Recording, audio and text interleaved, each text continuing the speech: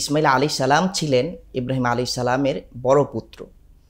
ইব্রাহিম আলাইহিস সালাম আল্লাহ রাব্বুল আলামিনের অসংখ্য নবী রাসূলদের মধ্যে অন্যতম নবী। তাকে আল্লাহ সুবহানাহু ওয়া তাআলা কোরআনুল কারীমে নিজের বন্ধু হিসেবে আখ্যা দিয়ে ইরশাদ করছেন, ওয়াত্তাখাযাল্লাহু ইব্রাহিমা খালিলা। আল্লাহ সুবহানাহু ওয়া তাআলা ইব্রাহিম আলাইহিস সালামকে বন্ধুরূপে গ্রহণ করেছেন। প্রাথমিক জমানায় প্রথম যুগে একদম বিবাহের শুরুর দিকে ইব্রাহিম আলাইহিস সালামের কোনো সন্তান ছিল না, তিনি ছিলেন নিঃসন্তান। কিন্তু এটা বলার অপেক্ষা রাখে না, একজন বাবার যদি কোনো সন্তান না থাকে তার দিলটা কেমন থাকে, চুরমার থাকে। তিনি সর্বদাই আল্লাহ সুবহানাহু ওয়া তাআলার নিকট কেঁদে কেঁদে দোয়া করতেন, রব্বি হাবলি মিনাস সলিহিন, আল্লাহ আপনি আমাকে একজন নেককার সন্তান দান করুন, আমাকে একজন সালেহ কানেত সন্তান দান করুন। আল্লাহ সুবহানাহু ওয়া তাআলা ইব্রাহিম আলাইহিস সালামের সেই দোয়াকে কবুল করেছেন যখন ইব্রাহিম আলাইহিস সালামের বয়স ছিল 86 বছর।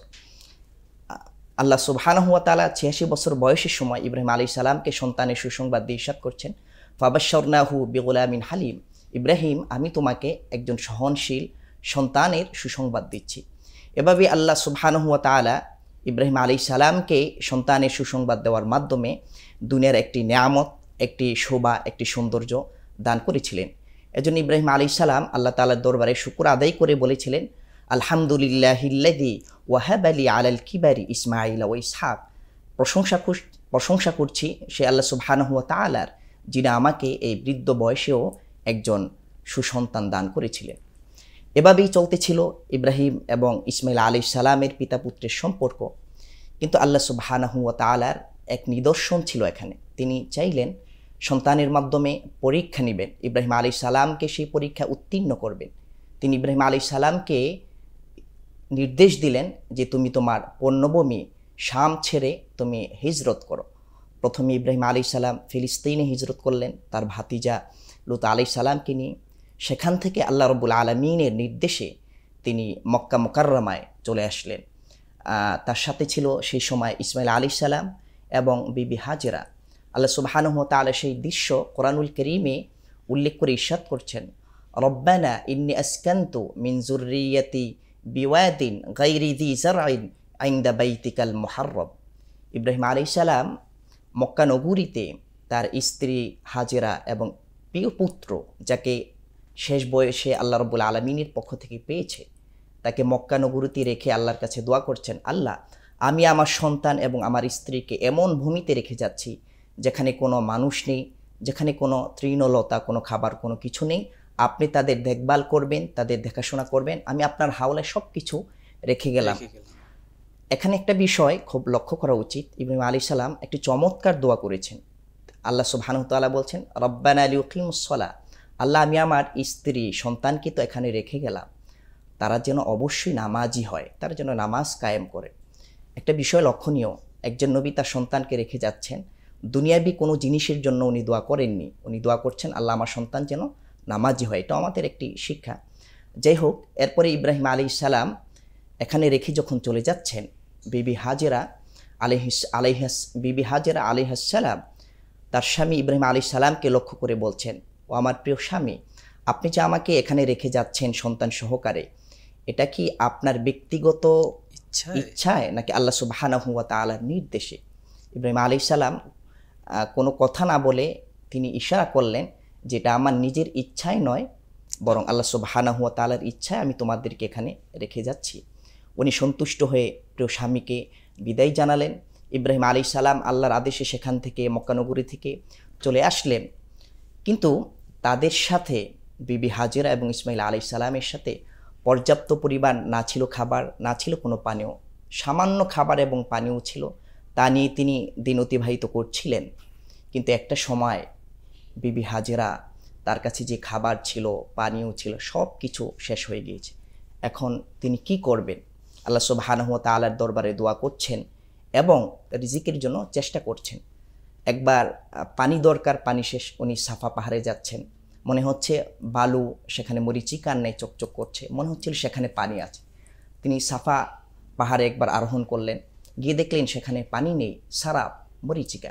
সাফা থেকে আবার মারোয়ায় আসলেন, মারোয়া থেকে সাফায় গেলেন, সাফা থেকে মারোয়ায় আসলেন। এভাবে তিনি মক্কা নগরীতে পানির অনুসন্ধানে 7 বার দৌড়ঝাঁপ করলেন। আল্লাহ সুবহানাহু ওয়া তাআলার কাছে এই কাজটা এত পছন্দনীয় হলো, হাজিদের জন্য হজের মধ্যে এটাকে সাই হিসাবে রেখে দিয়ে আল্লাহ কোরআন ইরশাদ করছেন, ইন্না সফা ওয়াল মারওয়াতা মিন শাইরিল্লাহ। সাফা মারওয়া এটা হচ্ছে আল্লাহ সুবহানাহু ওয়া তাআলার একটি নিদর্শন, সুতরাং তোমরা এখানে সাই করতে পারো। ইসমাইল আলাইহিস সালাম পানির সন্ধান করার পরে উনি যখন দেখলেন সাফাতেও পানি নেই, মারওয়াতে পানি নেই, তিনি আবার দৌড়ে তার সন্তান ইসমাইল আলাইহিস সালামের কাছে এসে দেখলেন তার পায়ের নিচ থেকে পানি উঠতেছে। এত পরিমাণ পানি হাজেরা আলাইহিস সালাম আশেপাশে বাদ দিলেন এবং বললেন জামজাম, অর্থ হচ্ছে তুমি থামো, হে পানি তুমি থামো। সেখান থেকেই সেই পানির নাম হয়ে গিয়েছে, সেই কূপের নাম হয়ে গিয়েছে বি'রু জামজাম, জামজাম কূপ। একটি বিষয়, আশ্চর্যের বিষয় হচ্ছে সে কাল থেকে নিয়ে এখনও পর্যন্ত বহাল তবিয়তে জমজম কূপ রয়েছে এবং প্রতিনিয়ত এত পানি উঠছে এবং সকল চিকিৎসা বিজ্ঞানী এ ব্যাপারে একমত যে জমজম কূপের পানি পৃথিবীর মধ্যে সবচেয়ে বিশুদ্ধ এবং নিরাপদ।